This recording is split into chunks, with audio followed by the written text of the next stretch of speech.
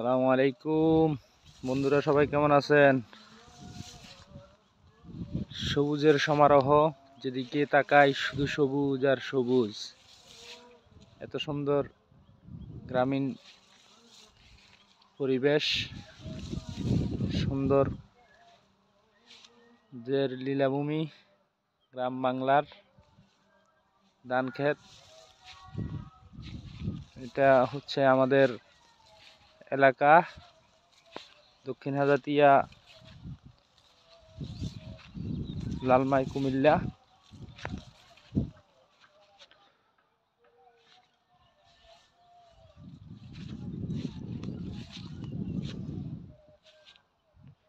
খুব সুন্দর মনোরম পরিবেশ। এসেছি নিজের ক্ষেতটা দেখার জন্য। এটা আমার ধান ক্ষেত। আসলে ধান ক্ষেত যতটা না সুন্দর, আসলে এখানে আসার পরে যে দক্ষিণের মৃদু হাওয়াটা গায়ে দিয়ে যাচ্ছে, অনেক ভালো লাগছে। মানে দক্ষিণের হাওয়াটা অনেক ভালো লাগছে। মনে হচ্ছে যে আমি অন্যরকম একটা অনুভূতি ফিল করতেছি এখানে এসে। আসলে যা ভাষায় বলে প্রকাশ করতে পারবো না। আসলে গ্রামের দৃশ্যগুলো দেখতে অনেক ভালো লাগে। আমি যখন শহরে যাই তখন দেখি যে আসলে শহরের কোলাহল, গাড়ির প্যাঁ পোঁ, বিভিন্ন যানজটে নিজেকে আসলে অতিষ্ঠ মনে হয়। গরম, এদিক দিক কত রকমের সমস্যা, মানে চলাফেরা শহরে আসলে তো ভালো লাগে না। গ্রাম অঞ্চল যেরকম শান্তির একটা জায়গা, সেটা আসলে আসতে ভালো লাগে। অনেক সুন্দর পরিবেশ। আসলে নিজের চোখে এসে না দেখলে তার অনুভূতিটা আসলে প্রকাশ করা যাবে না। তাই সবার কাছে একটু শেয়ার করলাম। কৃষকরা অনেকেই কাজ করতেছে,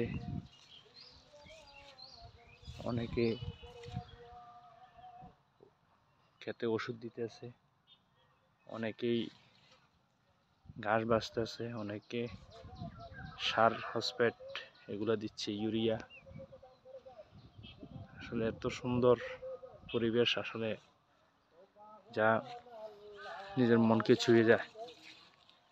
যদি যারা শহরে থাকেন, কখনো গ্রামে আসেন নাই, আমার অনুরোধ থাকবে গ্রামে এসে গ্রামের সৌন্দর্যটা উপভোগ করে যান। আসলে অনেকেই শহরে থাকে, বলে যে গ্রাম ভালো লাগে না, গ্রাম ভালো লাগে না। আসলে গ্রামে আসলে, গ্রামের সৌন্দর্যটা অনুভব না করলে আপনারা বুঝতে পারবেন না গ্রাম কত সুন্দর। একবার আসলেই মনে হবে যে বারবার আসি। যে কবির একটা আছে, কবিতা আছে যে সার্থক জন্ম মাগো, জন্মেছি এই দেশে, সার্থক জন্ম মাগো তোমায় ভালোবেসে। এই সার্থকতাটা খুঁজে পাওয়া যায় আসলে গ্রামের অপরূপ সৌন্দর্যগুলো দেখলে। সবাইকে ধন্যবাদ। আশা করি আবার অন্য কোনো ভিডিওতে কথা হবে।